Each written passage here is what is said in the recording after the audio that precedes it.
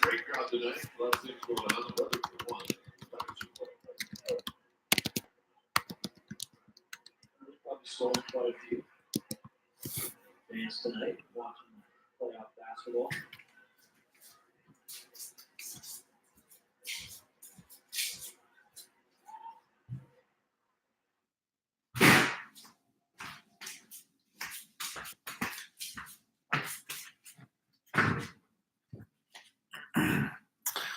Hey guys.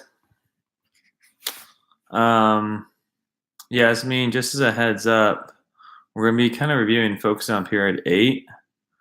And tomorrow in class, we're going to do a little bit of a review using a website for period 8. So, you might have a lot of questions, but I think I'm going to be answering not all of them, but hopefully a good deal of them by tomorrow.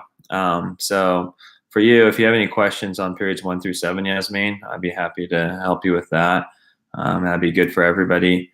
But really, as far as questions for period 8, let's go ahead and wait for tomorrow.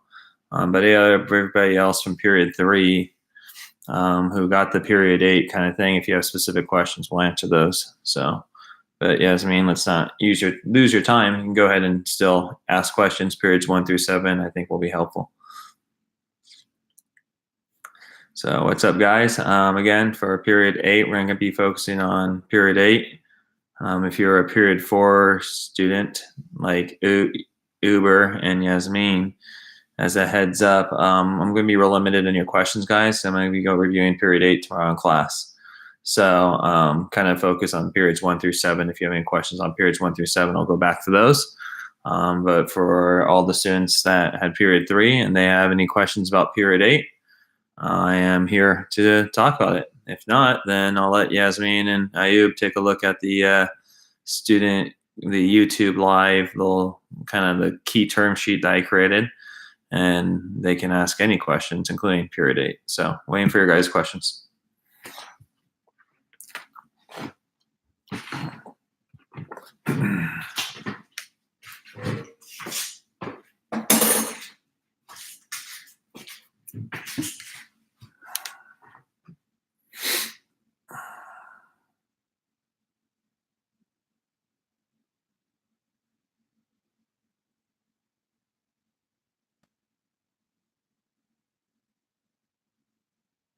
Well, a lot of the time, again, a little review.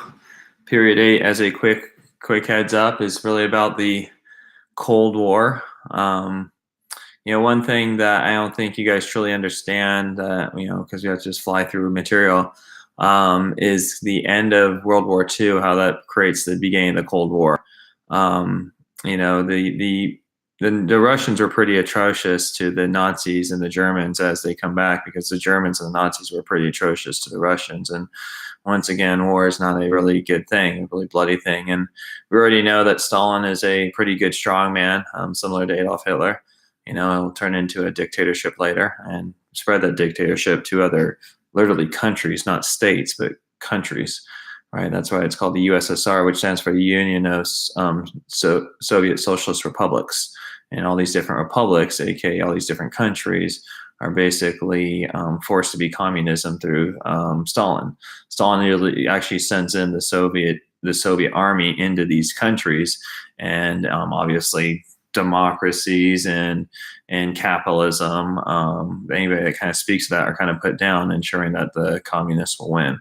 And if you were in period 3 today, it kind of sounds oddly familiar to our strategy. And I kind of said that, what we do to communists, they're going to do to, Western Democrats and capitalists, right? Especially capitalism. They'll say that as an economic system that exploits the poor, right? It's competitive. In a truly capitalist system, you wouldn't have unions, right? Unions who fought for workers' wages and items like that. So, but anyways, at the end of the war, the Soviet Union is literally occupying land and enforcing its idea of communism. And, it's in direct contrast to having the idea of presidents and letting people choose their businesses and all those other issues. And ultimately, what does win is really, and even it's hard for me to even say, but competition and having different types of iPhones and having these companies compete, whether they be banks, whether they be railroads, whether they be your guys' entertainment systems, Xbox versus Microsoft, or sorry, Xbox versus PlayStation. These are all important competitions. It's things that me and Mr. Procopio talk about. And ultimately, I have to agree that competition has led to a better way of life. It's led to better science and scientists, right? The fact that scientists are getting rewarded. It's led to better banking systems and better apps on our phones that allow banking to happen. Now I can take a picture of a check and not even have to go to the bank, and that can happen. So, ultimately at the end, this idea of democracy and capitalism is, so far as we've seen it, other than the way communist China is kind of doing things a little bit differently now today, is really kind of the best system, right? I think Winston Churchill said all forms of government are horrible except for democracy, and democracy is the least worst of all of them. Something like that. There's a famous quote about a presidential Democrat basically saying, this democracy thing is hard. And again, going back to the island game that you guys played in geography, have a little understanding of what's going on there.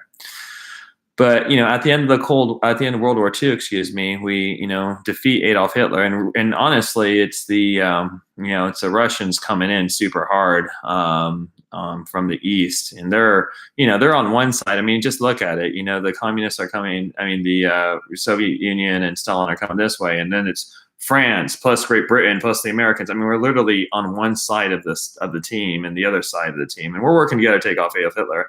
But once Adolf Hitler's gone, we're both going to stop and kind of stare at each other, and that's going to be that division, right?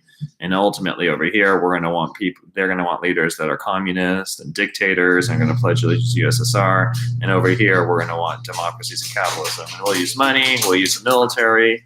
We'll boost things up. We'll try to help them take out the communists. They'll try to help us take out the Western. We'll use spies, all those things. And that is the Cold War, right? It's the end of World War II is really this suspicion about the different ideas that are running our country: democracy versus dictatorships, capitalism versus communism, and these ideas, right? And I kind of told you ultimately, what ends the Cold War is, a lot of historians would say we outspent them. We kept on building our military up so much that they couldn't compete with us. They kind of went bankrupt. Some people would say that our system was better, right? It led to better goods, and the rest of the world saw crappy Soviet planes and crappy Soviet microwaves and crappy Soviet technology and said, the West, especially American technology, is far more superior.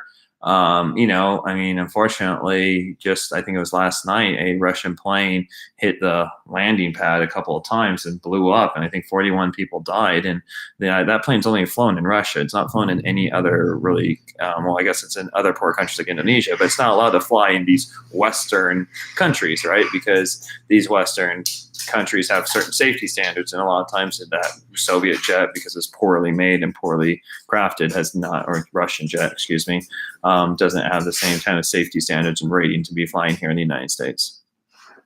So this overview, again, the seeds of World War II is, seeds of the Cold War began in World War II. And remember, you ask yourself, well, then why the heck were we even friends with Stalin? And it really was Adolf Hitler, right? The theme of history is the enemy of my enemy is my friend.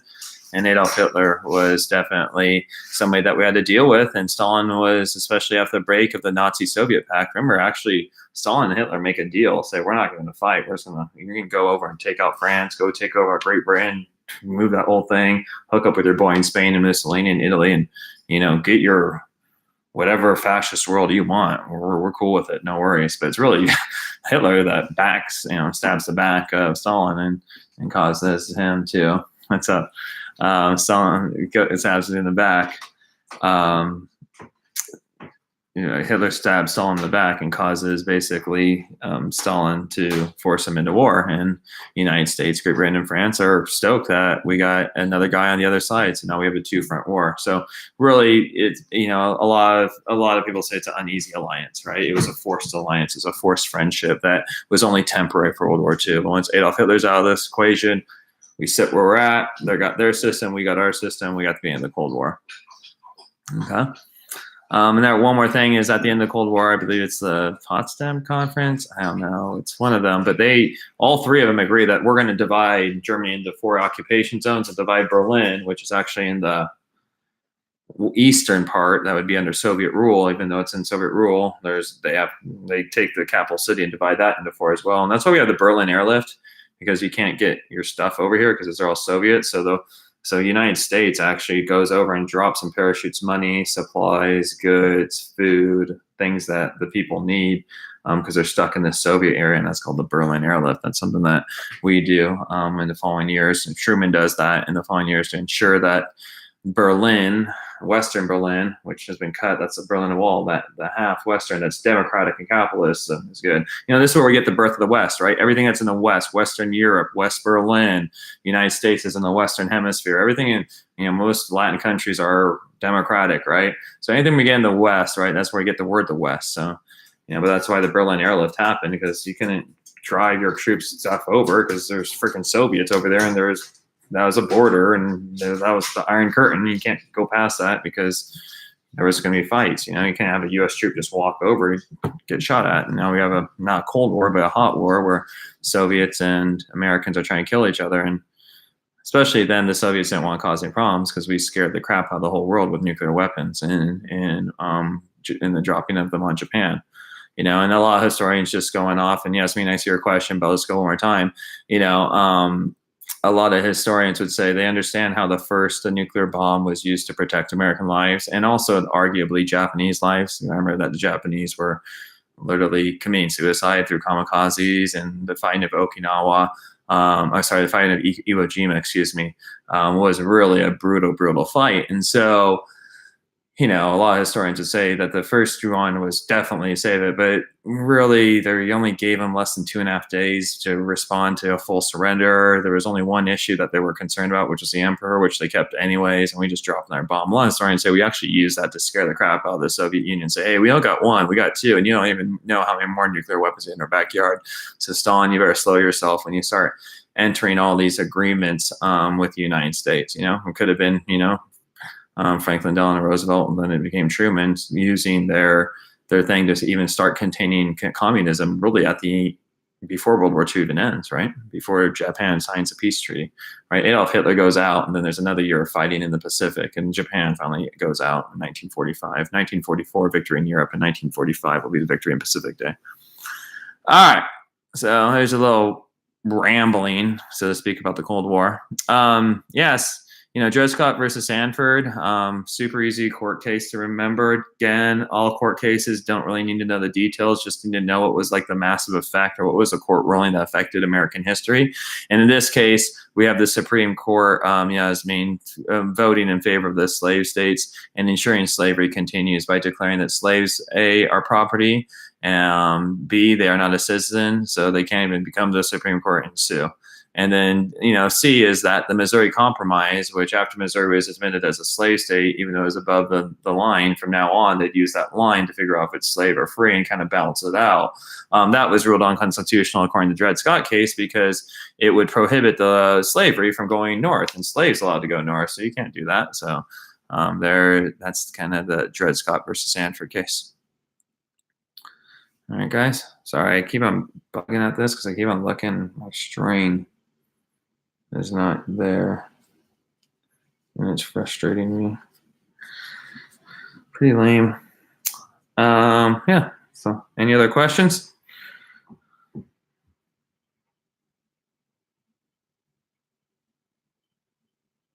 Again, period 3 students I had today, feel free to ask any questions about period 8. We kind of went through it quite quickly. Hopefully you found that APUSH explained really cool. Again, 15-minute little videos. He also goes, just like Adam Norris does, he goes further into depth into more of the key concepts if you want to go up further in that little website. He has it's a pretty well-organized page, I think. So yeah, well, so Nora, going after this in the United Nations, in let's see here, in World War I, part of the 14 points was that there was a self-determination of people, correct? And the self-determination, as you kind of learned from popular sovereignty, self-determination means that these people will be able to make their own governments, whether it be democratic or otherwise, but they should rule themselves. And, it shouldn't be Americans having colonies all over the world, or British having colonies all over Africa and the Middle East and parts of Asia, or all of Europe having those colonies there, as you guys remember from AP European history, and they taking over people and telling them what to do. That should happen. So that's really realized again and after the World War II, especially UN, right? All of the major, some people, some of the territories they still have, right? Like the U.S. Virgin Islands, which are over here in the Caribbean, or the British Virgin Islands or the French Virgin Islands, they still own, right? From those times. But after World War II, there's a larger sentiment from the rest of the world that, people should basically be able to run themselves. And that's really pushed on by the United States, right? The idea of democracy, right? And so we kind of push the idea of decolonization, like get these Europeans out of there, Americans get out of there. Vietnam War was really an issue of decolonization. There's the Vietnamese that were there, and they have their own language and customs and rituals, and the French called it French Indochina. They took it over. And basically the Vietnamese and Ho Chi Minh, who starts the Vietnam War, goes around and goes, dude, I want you guys out of my country. I want the French out of my country. And, kind of a little fun little thing that I learned I studied a lot in history when I was in college was Ho Chi Minh actually comes to the United States because Ho Chi Minh fought the Japanese in World War II. He was our friend. Right? And the enemy of my enemy is my friend. So he comes to us and goes, dude, I fought well in World War II. I fought against the Japanese. I have these people in France that are basically that are not Vietnamese, and they're taking us over. They're telling us what to do. They don't allow us to rule. They don't allow us freedom of expression. We don't have Vietnamese leaders who rule from France all the way on the other side of the world. And you guys believe in democracy. Come over and please help us out. And he actually writes a Declaration of Independence that says, all men are created equal. And it starts exactly word for word. It copies us word for word of the Declaration of Independence that we write, that Thomas Jefferson writes here for our country. And, the United States goes, yeah, I appreciate that. And yes, you did fight hard for World War II, but unfortunately, we're kind of best friends with the French, and we got this whole thing called NATO, and we got this Cold War, and we kind of need their help. So just chill out for a second. You'll wait. And he goes, no, I have no time to wait. There's problems happening in my country. I need Vietnam ruled by the Vietnamese. And so he says, if you're not going to help me, I know the Chinese will. And the Chinese are, funded a little bit by the Russians, and the Russians are all trying to help each other out, spread communism. And so that's how, Ho Chi Minh turns Vietnamese. But really, if you look at him, he just wanted to get rid of these French colonies, right? So the Vietnam War it has its roots and its causes inside of decolonization. And everything that's happening is the Middle East. We're going to put in some Israelis in there. We had the Egypt mandate. We had the Palestinian mandates, and we're going to let them go, and that's going to cause some issues because a lot of Arabs are a little frustrated that they're been kicked off their land that they've been for thousands of years in a place called Israel. Right. And this is really the grassroots towards hatred towards America, especially by a lot of the Middle Eastern world, and they're really frustrated because they look at the Palestine-Israel issue where a bunch of Palestinians were kicked off of their land by Israel so that Israel could have their own country. But us as Americans, Europeans said, these Jews need their own country. They're all exterminated by Adolf Hitler. If they had their own country with their own army and they were able to protect themselves, this would have never ever happened. We need a homeland for the Jews, and also there's a lot of influence of the Jewish community on our politics as well, in European politics, and so they get that. But ultimately, the states that were underneath British rule that lived next to Israel are decolonized. They're allowed to just go out and go do their own thing, and so they're like, no. That place called Israel that you're not allowed me to go back because I'm not Jewish was actually my grandfather had lived there. My great-great-grandfather had my home that your Jews have been. And so you start fighting. And now anytime Israel needs help, the United States gives it millions of dollars in support and financial support, gives it some military so it can basically, put that on the Palestinians. Palestinians don't really have much military. The story is they shoot rockets and then they have airdrops, and these rockets are very crude. They're almost like little toys with bombs at the end. And they have awesome Air Force that's been produced here in the United States. And, a lot of Middle Easterns think that fight's unfair. And the fact that Israel was created was unfair as well. And now that they're decolonized, they're not part of any type of a system. That's what's happening. Africa, a lot of problems happening there. One group was favored by the Europeans, the other wasn't. The Europeans leave. The group that was favored, usually because of racism, maybe they had whiter skin, maybe they had smaller noses, maybe they spoke better English, but based off of racist ideas, they're usually the minority. And so the majority, who have been treated like crap by this small group of Africans who were supported by the European colonists, and now the European colonists are there to protect them, well, these majority of people go up and kill people, and this led to some of the worst genocides in history, from Rwanda to what's happening in Uganda to what happens in a lot of sub-Saharan Africa today.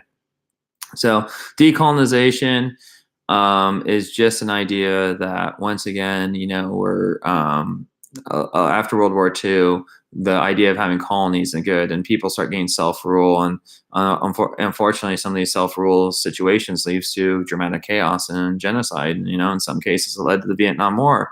In some cases people just were able to rule themselves freely, like the Philippines, and they get to test their experience in democracy, or parts of Latin America, right, that largely were being colonized, but were allowed to just do their own thing and start developing their own systems. So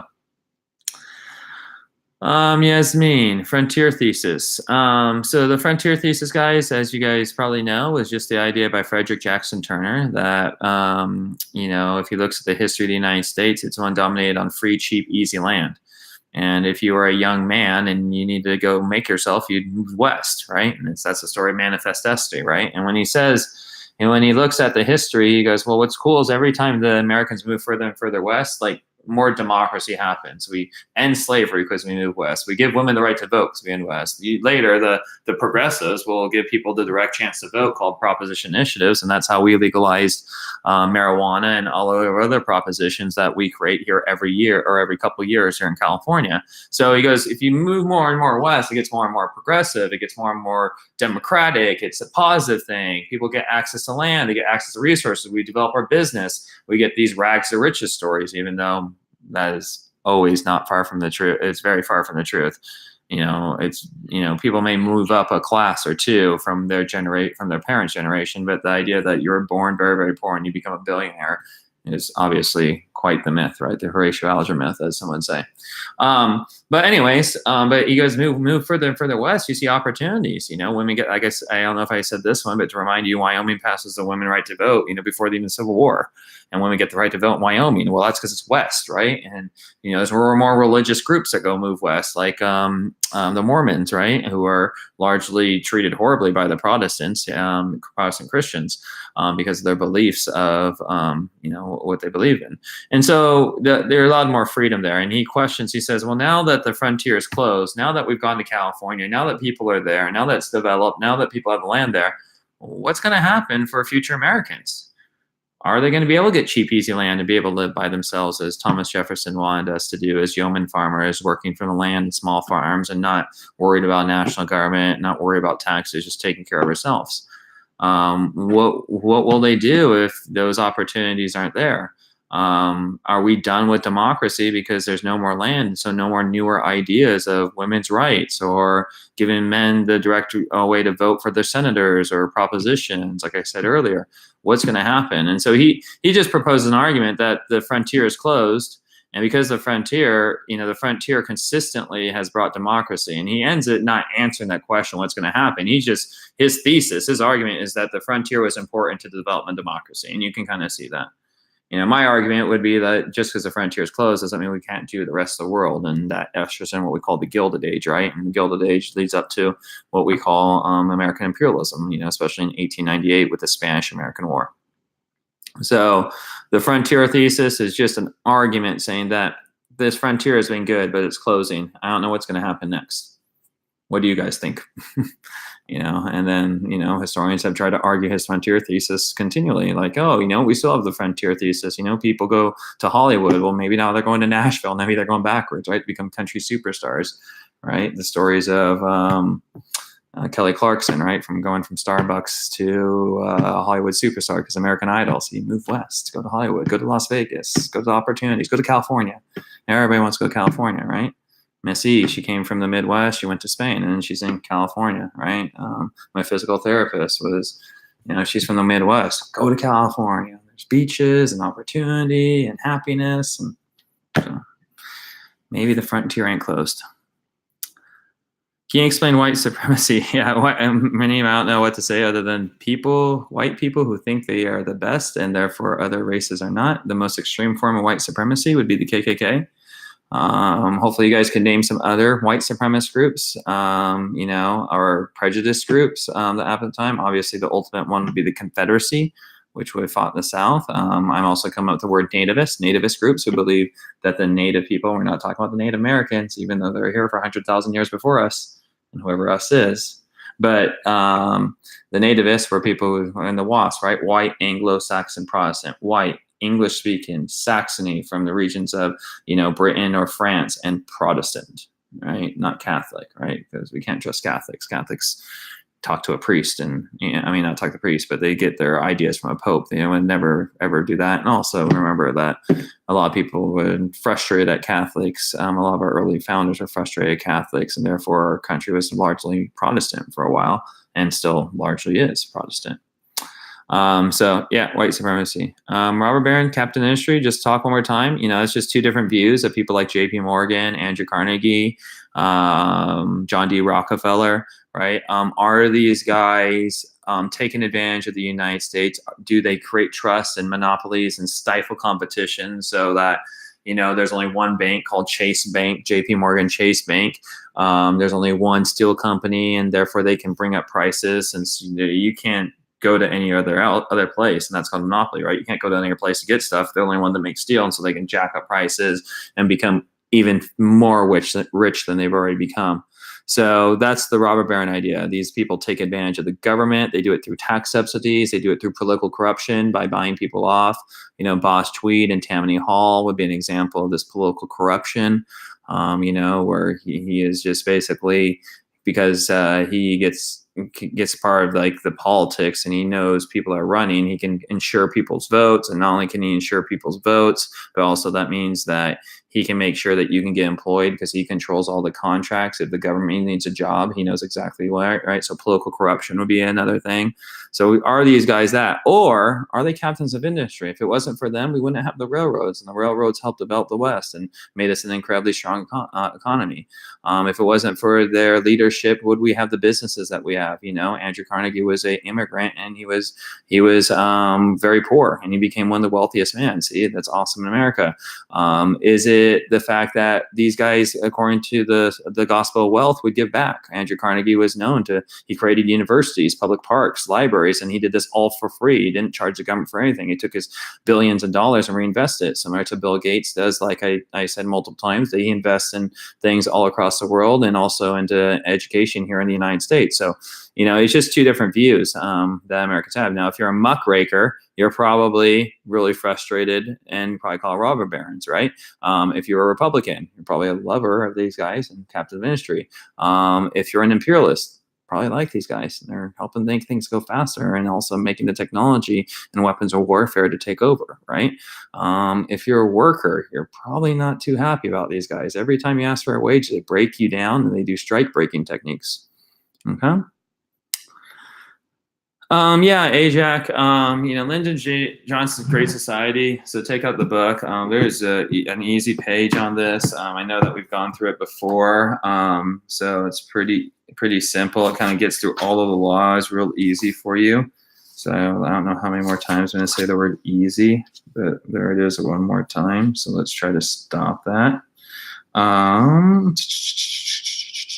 605 to 606.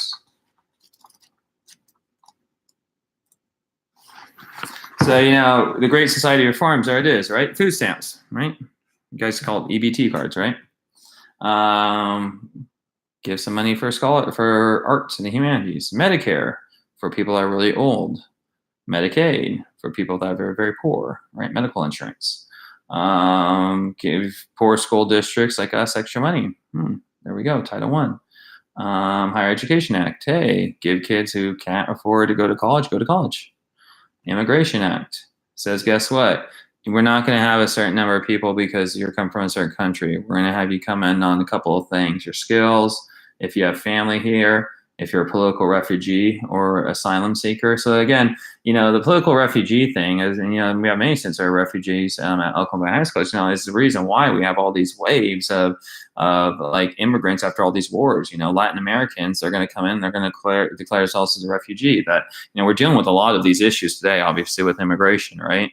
Really, that's an issue that, for whatever reason, our president really wants to pursue. It seems something that the Republicans are super really focused on, and you can see some of those issues are happening here. Before then, what's a quota? Only a certain number of people from a certain country could come in. So to this year, we're going to allow 10,000 Sudanese people. Hey, Jack, because my boy's from South Sudan, right? From South Sudan. Sorry, I know you have your own country now. So South Sudanese, right? And I know you're an American, but just playing the game. So we're going to allow 10,000 South Sudanese because they just went through a horrible war. All right, 10,000, that's it. 10,001, nope, that's it, quota. They said, no, we're not going to do it like that. We're going to allow more people in, and it's not going to be based off numbers. It's going to be based off, hey, skills. Do they have family here? Can they support them? Are they a political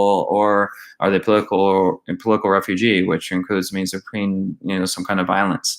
Right, a lot of our Iraqis, political refugees. All of our Kurds, political refugees. A lot of our sub-Saharan Africans, political refugees.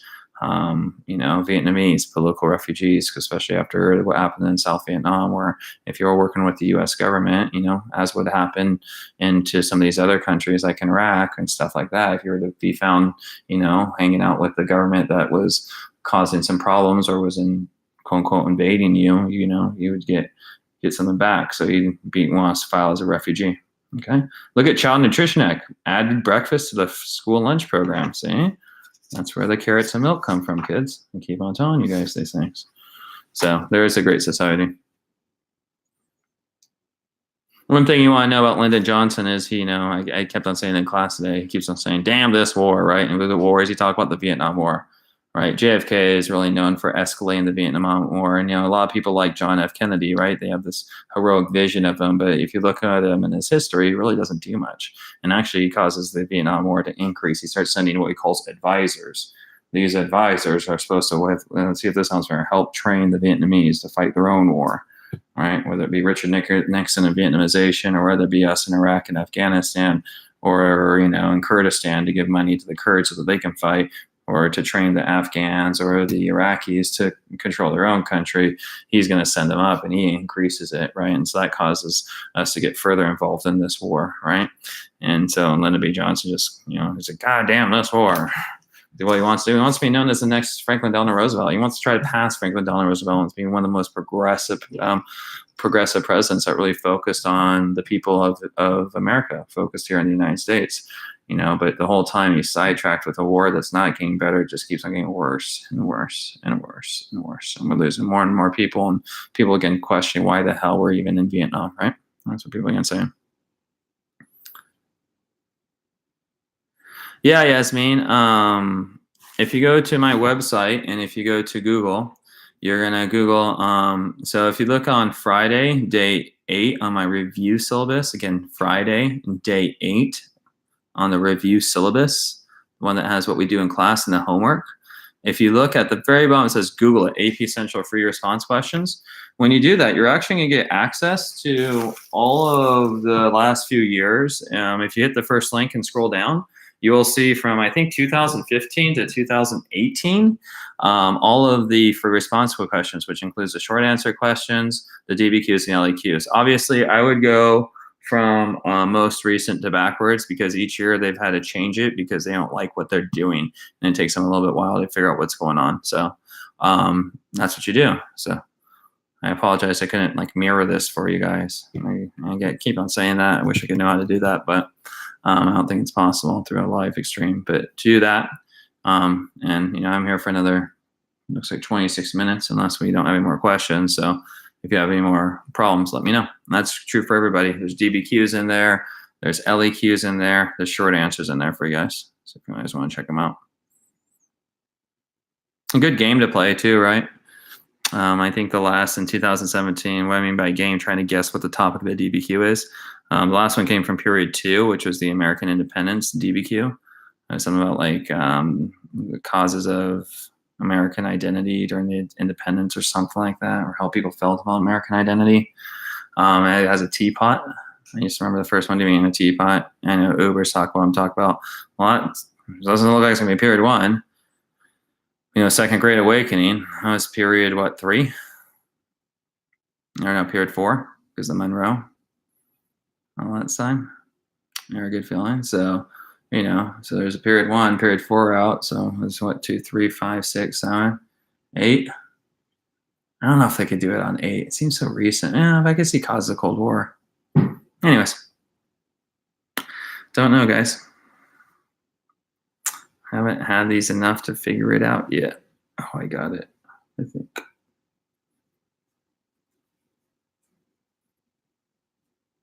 All right, more questions? Anybody?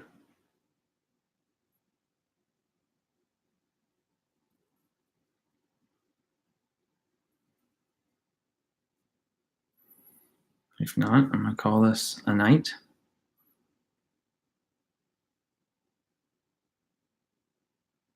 Yeah, Andreen, but I don't know how we're going to look at multiple choice questions when we don't have them.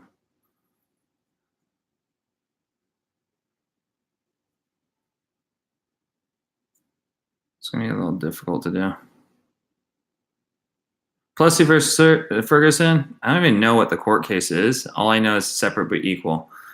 Basically, this happens, and this allows, colored drinking fountain for largely African Americans, but a lot of other minorities were included in that, right? And a white fountain, right? This is different parts of the bus, different places to eat. Where is this being enforced and used largely? Again, in the South.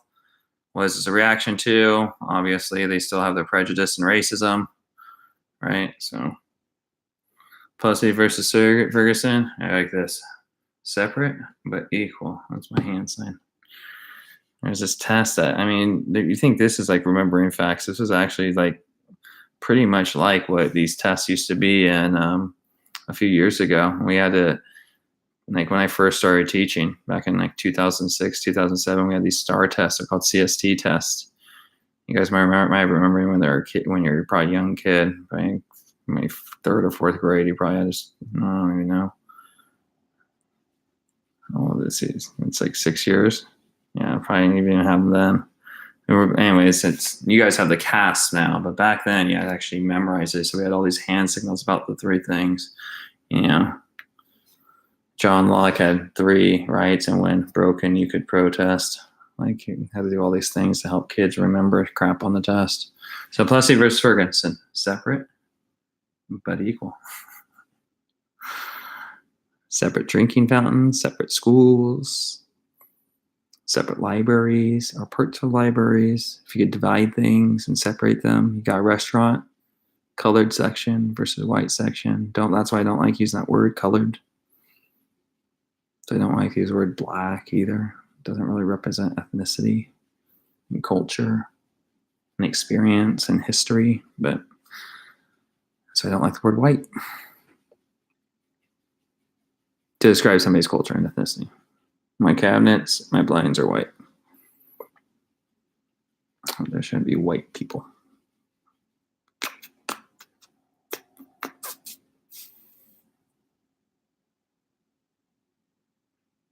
All right, guys. Anything else, or am I going to go fishing for my rest of my string? Oh, Hendrine, you're crazy. No. Tomorrow, Hendrine, what I am going to do, though, from 3:30 to 5, is I am going to kind of go through and I'm going to bet which thing is like 100% on and talk about one. So period 1, I'm going to tell you what I think it's going to be, right? If you have like 9 periods and like these seemingly have 4, 9 times 4 is 36. Just talking about one idea per period, if it's just one idea per period, that's like nearly 2/3 of your guys' multiple choice, right? So I'm thinking there's what I'm going to bet on, right? Like period 1, I'm going to go off of mercantilism, right? We'll talk about mercantilism. Period 2, probably go French and Indian War, Period 3, we're definitely going to be talking about federalism versus anti-federalism, and the creation of the Constitution as opposed to the Articles of Confederation. Period 4, Whew. Ooh, don't know on that one. It starts getting a little mucky. Probably Missouri Compromise. Period 5. Probably talk about the word abolition, an abolitionist. So.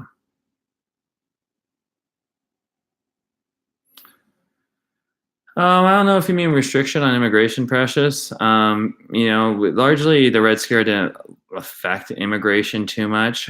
We have an incredible vetting system here in our country where it takes a few years for you to get allowed in. I'm sure same case might have been for your family, but you can't just come in the next day.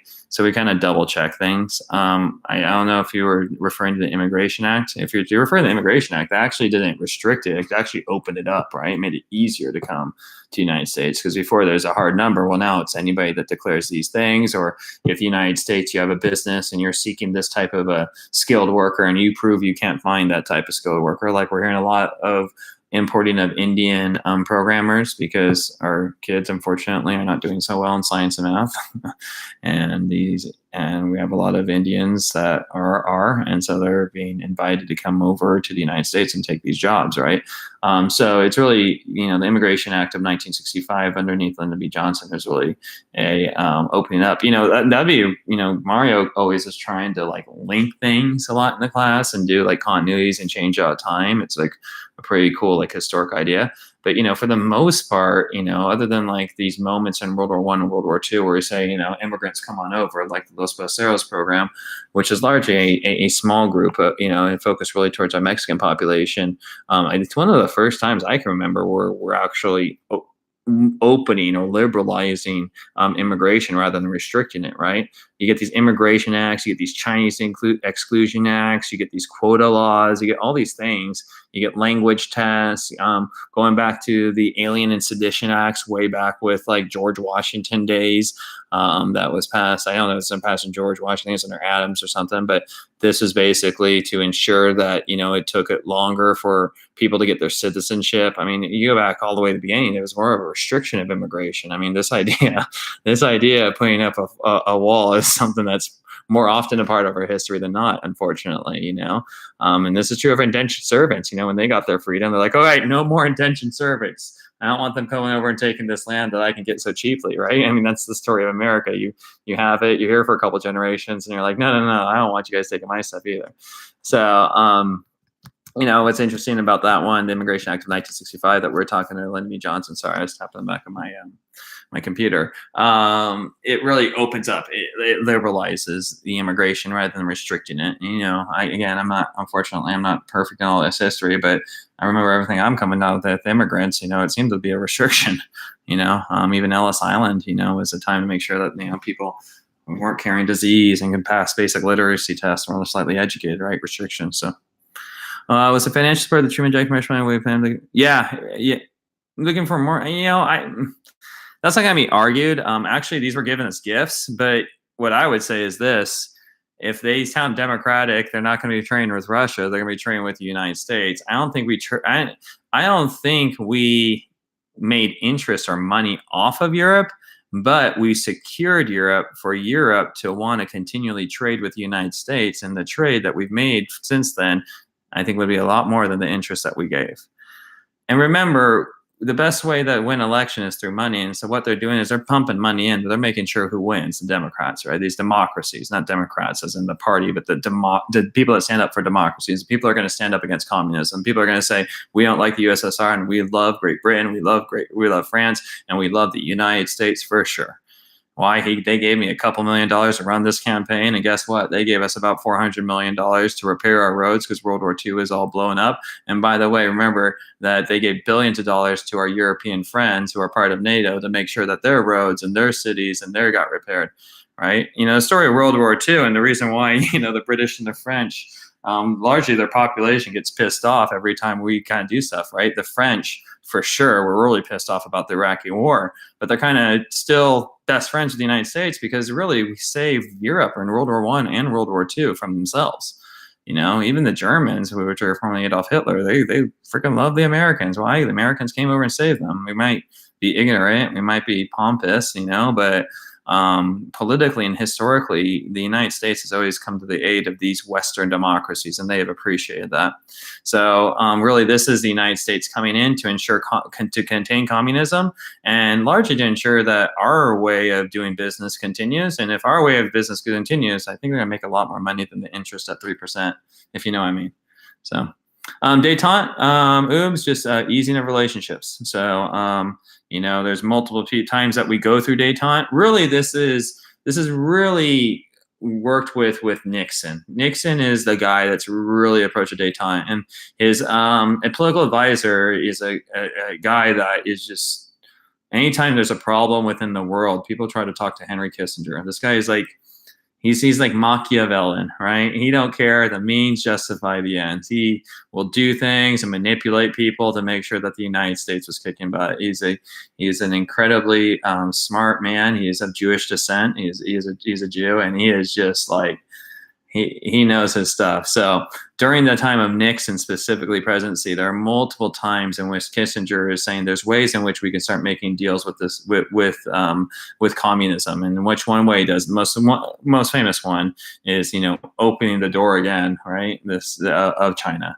Right, going over, and Richard Nixon, who's a president, goes over and shakes a hand. Right, that was unheard of by Republicans. Right, I mean that's what was unheard of about this whole experience with Donald Trump in North Korea, is that how does a president, without the lower levels of government talking to each other, just go over and immediately treat this guy as a leader, as a respected leader, by having a respected conversation as a president, right? You're pissed off at somebody, you don't visit them, you don't treat them as an equal, right? You go, okay, you let my people down below. And that was a little frustrating between President Trump and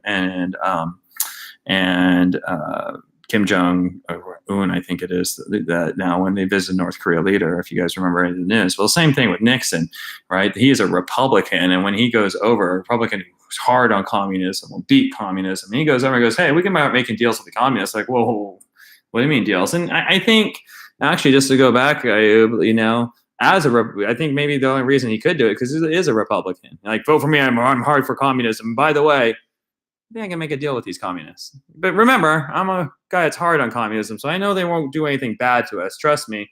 What I'm going to do is I'm going to ensure that this actually hurts communism, but we're going to do it by making a deal. And I got this Kissinger guy that's very clever.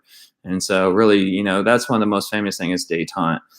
Even the president that is accredited for the end of the Soviet Union did not do it through easing of relationships. He basically broke things off. He stood outside the Berlin Wall and said, tear down this wall, Mr. Gorbachev. Really, they talk about, the détente side at the very end really has to do with the Russians. The Russians are giving in to the United States more than the United States. Ronald Reagan was known as a staunch Republican and hard nose against communism and pro-military. I mean, he had a program called Star Wars, literally named over the movie, so that he could try to bring like lasers and rockets and military up in space so that we can start attacking people on Earth from space. That's how stoked he was about the military and stuff. So, détente is really accredited to Nixon. Also, détente is really accredited to the last couple of leaders on the Soviet side who probably knew they were getting outspent, who probably knew, looking at their products, that guess what, France, Great Britain, West Germany, Italy, all of these countries that people are visiting to, that people want things from, they're eventually going to cause the USSR to go bankrupt. Nobody's going to want anything from the Soviet Union. So we got to start opening our doors to Western and capitalism and start making deals, right? And a lot of historians argue right now we're back into the Cold War. If you look at the relationships of what happened with Russia in our election, right? We're not really talking much. We're actually putting sanctions so we don't trade, so we isolate them, right? And so a couple of issues there. Is the rise of communism on the global? I don't know, right? It's a hard argument, right? That goes back to the idea of domino theory, Precious, right? The idea that one domino would fall, many others would fall over. And so if one falls down, all hell would break loose. I would argue that communism never was some kind of global conspiracy by the USSR, except for in the eastern parts of Europe, where they kind of just stood there after World War II. It's not necessarily that they invaded them. They just parked it there and made sure that this Soviet leaders and Soviet friendly leaders would be in these countries such as Czechoslovakia, Lithuania, Romania, Ukraine, obviously Western Germany, Hungary. All right, that's another one. Austria, I believe, was underneath it. Yeah, I think Austria is part of it. Don't know. Sorry, I have to go back and look at the map. But I would argue that communism.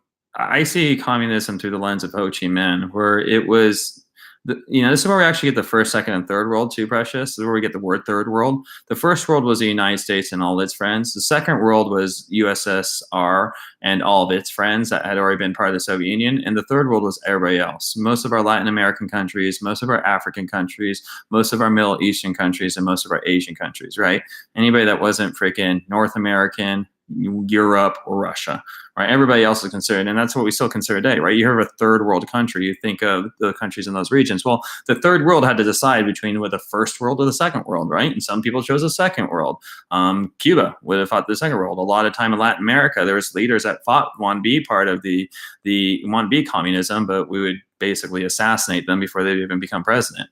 The Middle East, there's multiple royal authorities that want to go back into it, so, and that's not very democracy, right? Having kings isn't really what we call democracy. It's exact opposite of, right? So I would just say that the third world was just constantly in a fight between the first and second world, and decided sometimes on big reasons like where the world was going, sometimes on very small reasons like, hey, I just need somebody to give me some guns and some bombs so I can kick the French out like Ho Chi Minh did in Vietnam.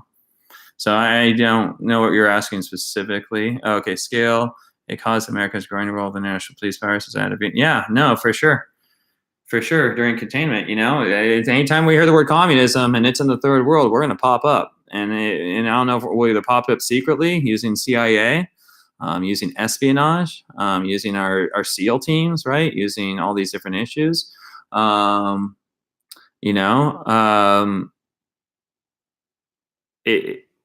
We will intervene directly through military.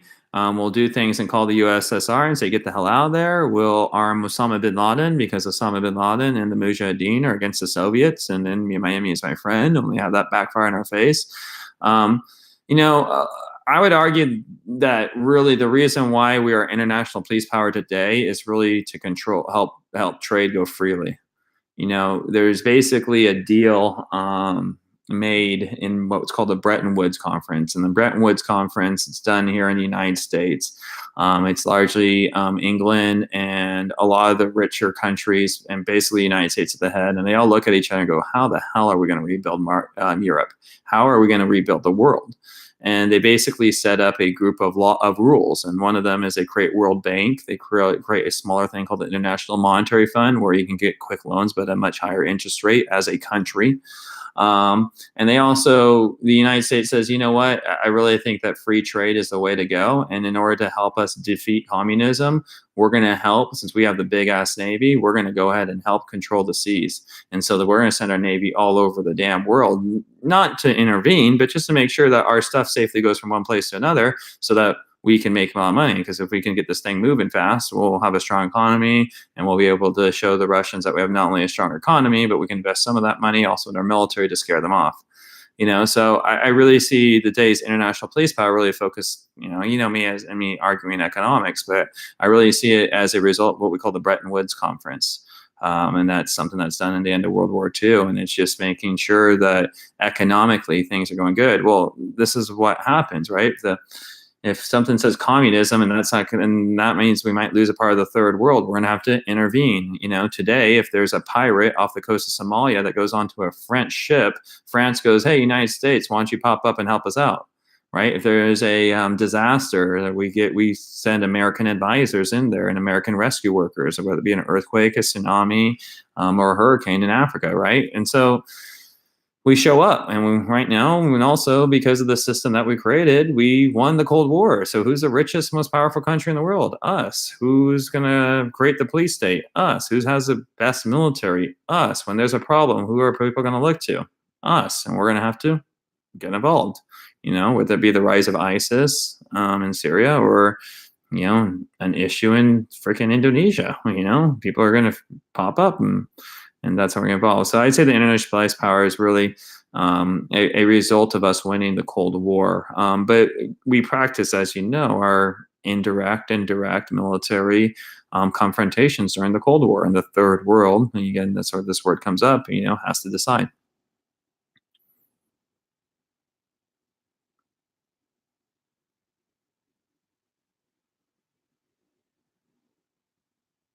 I'm wondering how much, this is all good stuff. I wonder how you guys do this. Are you just like taking notes? Or are you just sitting there? You guys watching the TV occasionally like I do, kind of like half in, half out? It's all better than nothing, but I just, I kind of go off in the lava land a little bit on this. I'm like, I wonder what you guys are doing this time. Maybe just hearing it and talking about it helps, which is good. You probably see something somewhere. Remember, all I have to do is talk about a couple key terms and write down a couple sentences. It's only we get points for an LEQ. So, sounds good to me. All right, guys, got about 4 more minutes left. Anything else, my friends?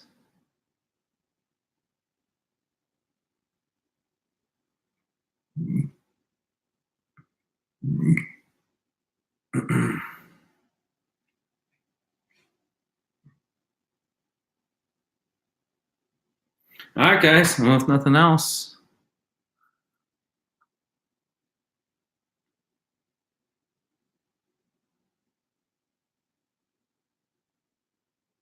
we will move on.